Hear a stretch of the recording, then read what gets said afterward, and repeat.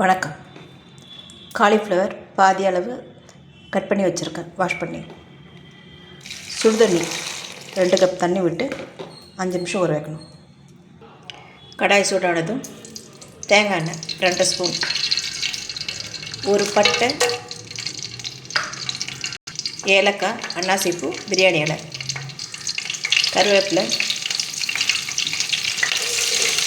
நறுக்கின வெங்காயம் 2, பச்சை மிளகாய் 2,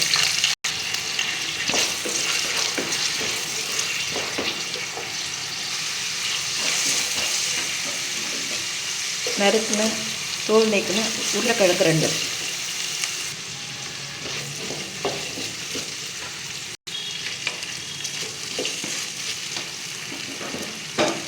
காலிஃப்ளவர்,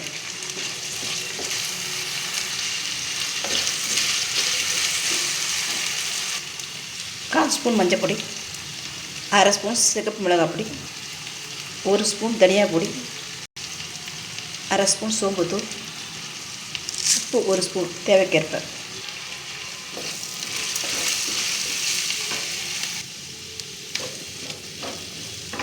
நறுக்கின தக்காளி 2,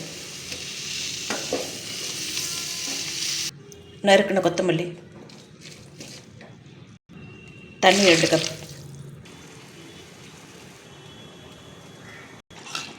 தேங்காய் விழுது. தேங்காய் கொதி வரும்போது விருப்பப்பட்ட 1 ஸ்பூன் கரம் மசாலா, ஒரு கொதி வந்து இறக்கிடலாம். காலிஃப்ளவர் உருளைக்கிழங்கு குருமா இட்லி, தோசை, சப்பாத்தி, பூரி, வெஜிடபிள் ரைஸ் எதோடவும் சாப்பிட்லாம். தேங்காய் சாதத்தோடும் சாப்பிட்லாம். ப்ளைன் ரைஸோடு சாப்பிட்லாம். வெஜ் குருமா.